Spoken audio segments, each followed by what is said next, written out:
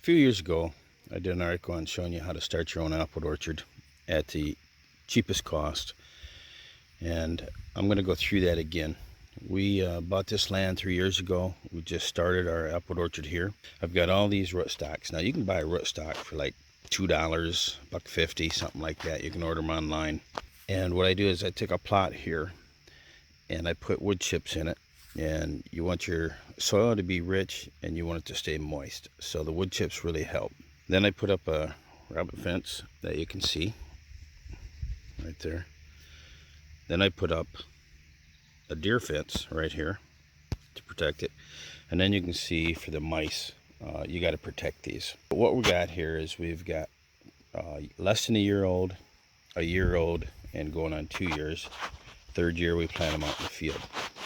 And we've been here 3 years now. You can see this one right here, and I don't have anything on there for mice, because mainly in the winter is when you got to worry about your mice. So that guy I just started this spring here. So as soon as it got warm enough out to do those grafts and to put them in the ground. I like to use two different grafts. I use the whip and tongue graft and the cleft graft. They both work very well. I prefer the tongue and whip graft. It just seems to be a stronger and a better graft. Once they're big enough, then I'll start putting these cones on them, these white ones. I tried black, don't go with black. The ants really like the black. The white, nothing gets in there. So stick with the white that you can buy in the market. Then you'll get to these trees that are a little larger trees. These are a year and a half old. So they've been in here for over a year. They're going on their second year. Then you'll get to your trees here that have been here for 2 years, and next spring they'll be ready to go, so the third year. Now out here I've got a couple of trees that I started in my other house that I planted. So these are 4 and 5 years old. So you can see it takes about 3 years to get where you're going to buy them at a nursery. So it's going to cost you 3 years, but they're going to be a lot cheaper instead of paying up to $60 a tree. Now another thing you could do is, you want to start small, order some rootstock and plant those in your field. Get a few going, and while those are growing, in the 3 years that you're spending here in the garden to get all these going, you could be dropping some apples, and that would be great, and that gets you an earlier start and keep your expense down. Now when can you graft? Well, there's 2 times you can graft. Now you can graft in the spring and do your cleft and your whip and tongue graft, or you can graft between July 15th and August 15th, and you can do a bud graft, and those work great too. Down here you'll be able to see, right here is the graft that I did this year. You can see that graft. Now when you plant these in the garden, like that one there, the graft, the bulb of that graft, you want the opposite side facing the sun, the way the sun rises, and that will help pull that tree that way, and that will help keep that graft strong. So that's a quick review on grafting and starting your own apple orchard. The other thing we're going to want to do is, as you can see on this graft here, he's got a lot of branches coming out. So this fall we'll take off this guy, we'll take this guy off, we'll take this back one off, and we'll just let this center one grow right here and keep that tree straight. I like my branches approximately waist high off the ground. Here's one that's going on its second year, and you can see we've taken all the branches off that. Just a nice straight tree that's growing there. We'll probably put him in the field next year. This gives us about 60 trees. As you look around here in all these trees, I've got Honeycrisp, Zestar, Wealthy, Connel Reds, Sweet 16s. So those are the trees that I'm planting. The Wealthies I like the best, but they do get those Japanese beetles real bad. So you want to keep those away from the rest of your apple orchard. Put them out somewhere else, because you'll have to spray those when they get bigger. And Japanese beetle will not hit your Connel Reds. Leaves aren't sweet enough, but they will take some of your Honeycrisp.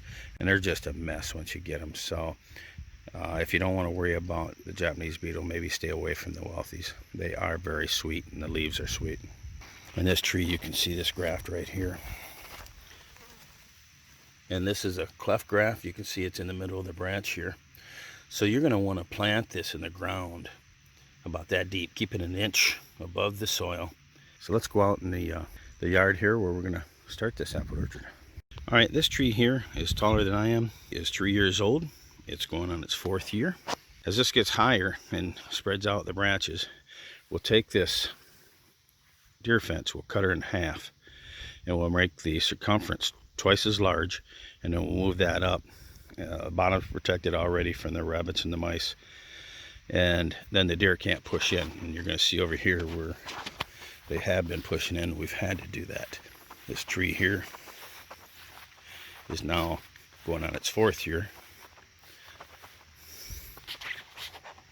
and you can see where the branches have really sprung out. We got one down there that's about waist high, and so I've made this fence twice the circumference, and you can see it's off the ground there, and rabbits can get in there, but they're not going to screw that tree in that tubing or wrap on there.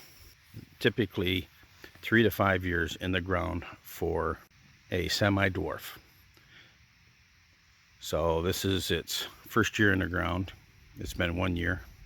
That one over there this spring got put in there.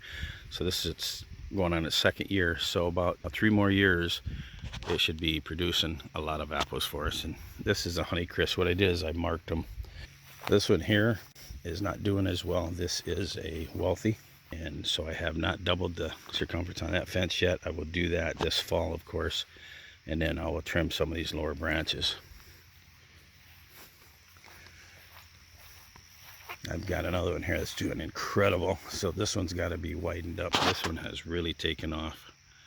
So this is its start of its 2nd year out in the field here, out in the yard.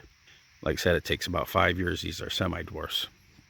A dwarf, 3 years. If you start your own orchard from rootstock, it's going to take you 8 years, roughly, or 9 years to start getting good apples. Where if you buy those from a store and you want to spend more money on them, it's going to take 5 years. And you can see there's, I've kept them away from the woods a ways. But we'll go right up this hill. I'll add a couple more rows, and we'll end up with, I probably won't go over 100 trees. That's a lot of trees to take care of for just a hobby orchard. If you want to go larger, that's fine. And once you get them established, and then starting them in your garden is fun at rootstock, learning how to do that. And I recommend you look at my videos for doing grafting. And you can just keep rotating them then. You'll just set them in line where every year you're putting a dozen trees into the ground. And as a dozen become more mature and dropping apples, and you're just adding to your orchard, and you get your orchard as large as you want. And what's nice is when you graft, you get the exact clone of the apple that you like. So if you go somewhere and somebody's got great tasting apples, take a scion off them that spring or that winter, put them in the refrigerator, and start your graft, and you'll have that same apple in your orchard. Thank you for joining us on NW Outdoors.